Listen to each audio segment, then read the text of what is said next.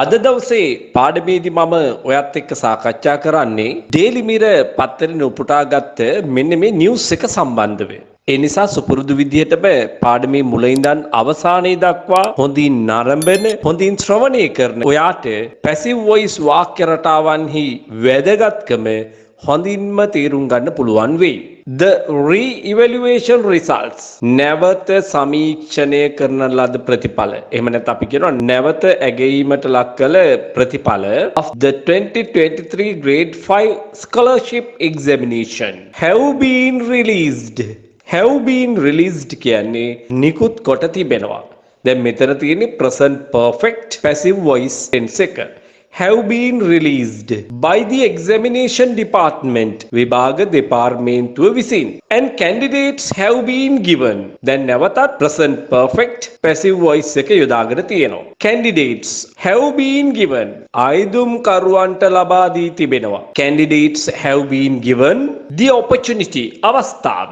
එහෙමනම් මේ කියන්නේ මොකද්ද? ආයුධම් කරුවන්ට අවස්ථාව ලබා දී තිබෙනවා. To apply ආයුධම් කරන්නට based on පදනම්ව මොකක් මතද කියලා බලමු. The revised scores කියන්නේ මොකක්ද? සංශෝධිත ලකුණු. එහෙනම් සංශෝධිත ලකුණු මත පදනම්ව ආයුධම් කරුවන්ට අවස්ථාව ලබා දීලා තියෙනවා. ආයුධම් කරන්නට සංශෝධිත ලකුණු මත පදනම්ව ආයුධම් කරුවන්ට අවස්ථාව ලබා දීලා තියෙනවා. The Education Ministry said අධ්‍යාපන අමාත්‍යාංශය පැවසුවා. Schools are given the opportunity පාසල් වලට ලබා දෙනවා අවස්ථාව to apply ආයුධම් කරන්නට based on those revised scores එම සංශෝධිත ලකුණු මත පදනම්ව පාසල් වලට අවස්ථාව දෙනවා ආයුධම් කරන්නට.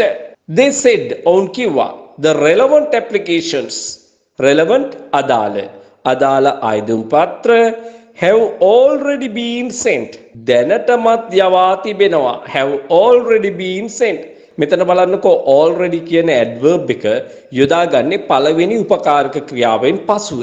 have already been sent to the principals විදුහල්පතිවරුන්ට යවලා තියෙනවා අදාළ ආයුධම් පත් of the respective schools ඒ අදාළ පාසල් වල. The applications are to be obtained. ඔන්න නැවතත් passive voice applications ලබාගත යුතු වෙනවා. ලිඛිත භාෂාවේදී මේක බහුලව භාවිතා කරනවා. are to, is to, am to සමග ක්‍රියාවේ base verb එක භාවිතයෙන් යුතුයි කියන අදහස ගෙන දීම කරන්න පුළුවන්. ඒ අනුව තමයි මෙතන කියන්නේ the applications are to be obtained. ආයුධම් පත්‍ර ලබාගත යුතු වෙනවා from the principal of the school. පාසලේ විදුහල්පතිවරයාගෙන්. එතකොට කොහේ තියෙන පාසල ගැනද මේ කියන්නේ?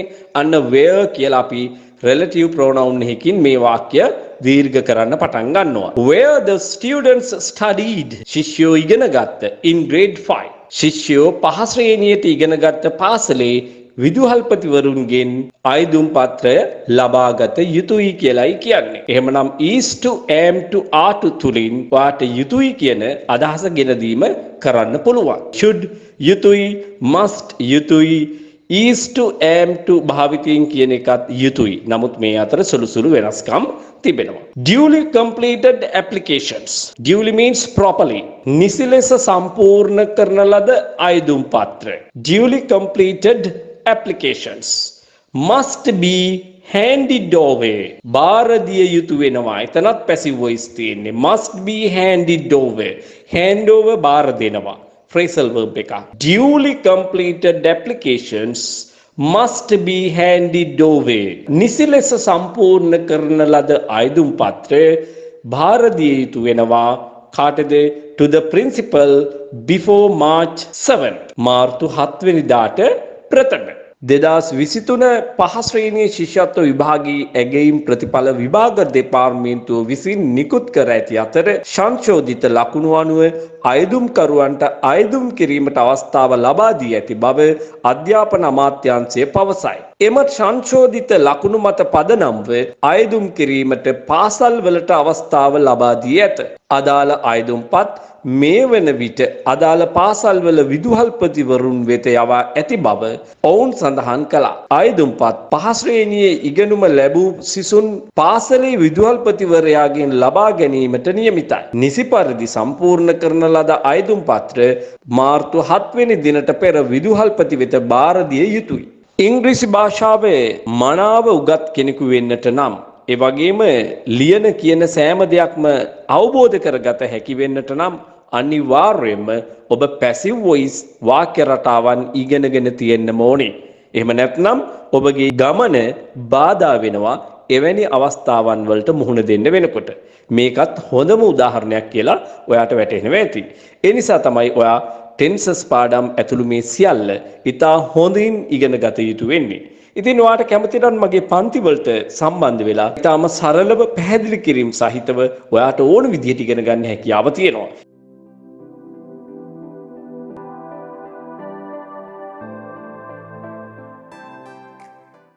Hi everyone, I am Shadi Premchandra, retired army officer. Today I thought to make a video like this to bring you an important message regarding English language. Because today we can't keep away from this language at all. We know nowadays how people are struggling to learn this language. Some people give up learning this language because of that effort. Sometimes they may not be able to find out a good English teacher. I also had a lot of problems then with this language. Although I spoke in English, I made so many grammatical mistakes. To overcome from this grammatical mistake, I needed to find out a good English teacher with proper instructions. If you join Saman Yapa classes, you can find all these opportunities. Through Mr. Saman Yapa's YouTube channel, coincidentally, I got a chance to view Major Premchandra's speech. After seeing it, it made me to share some words about Mr. Saman Yapa. I'm a teacher. Throughout my life, I participated in numerous English courses. Eventually, I was able to enhance my skills to this level with Mr. Yapa's guidance. The way of his teaching, articulate expression, pronunciation, dedication, motivation, and also his humbleness impressed me a lot. I can highly recommend him as one of the best teachers. Mr. Yapa received his education in Colombo and currently resides in Anuradhapura. Wish you all the best. Thank you. ඔයාට මගේ online classes, physical classes, ඒ වගේම residential classes වලට සම්බන්ධ වෙන්න පුළුවන්.